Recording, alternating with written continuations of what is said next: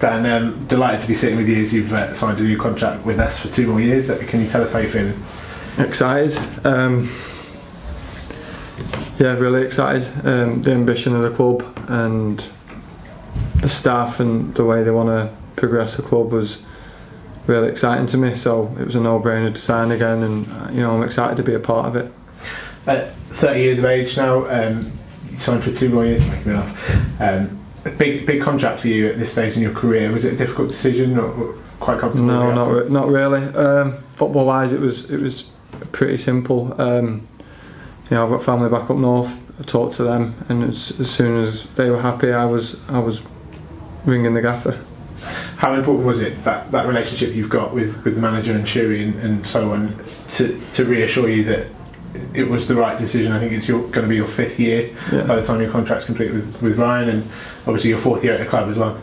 Yeah, I don't think it was more about reassuring. I think it was just, you don't have to sell the club to me. I've been here a couple of years now. It was never about that. We have a good relationship. It's an honest relationship. We can speak honest with each other. So it was just about going around and just chewing the fat, really. We were just talking and making sure everything's right, and I think that was a week ago, and then I signed. How have your feelings about the club and the area kind of developed since you joined 2 years ago? I think if you asked Danny Mayer a few years ago if you'd spend 4 years down in Plymouth, he'd probably laughed at you.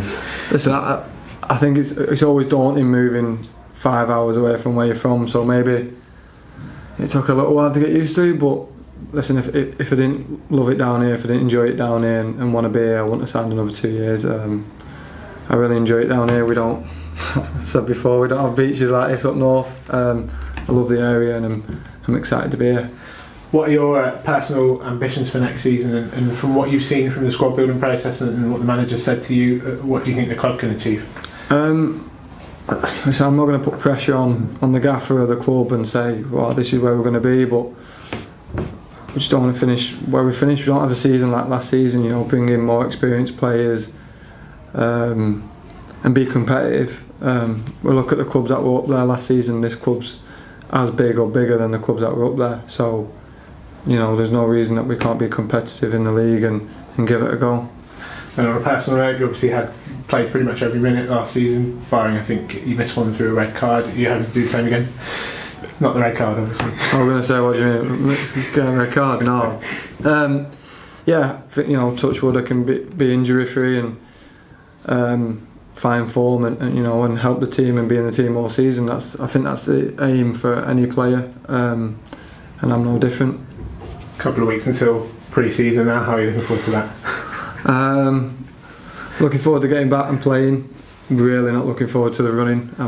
I hate it, but it's part and parcel of pre-season. John's got to get us fit somehow, and I'm looking forward to getting back and seeing lads. Perhaps the most exciting element of next season is that the fans are looking like they're going to come back. Yeah, definitely. We're approaching 6,000 season ticket holders already, which is exciting. Have you got a message for them? Just really excited to get them back, to be honest. It was such an eerie season not having them there, and the first season that we were there, seeing the stadium full, I knew what an impact they had on the team, so I'm just really excited to get them back and hopefully win games with them. Thanks, Dan. Cheers, mate.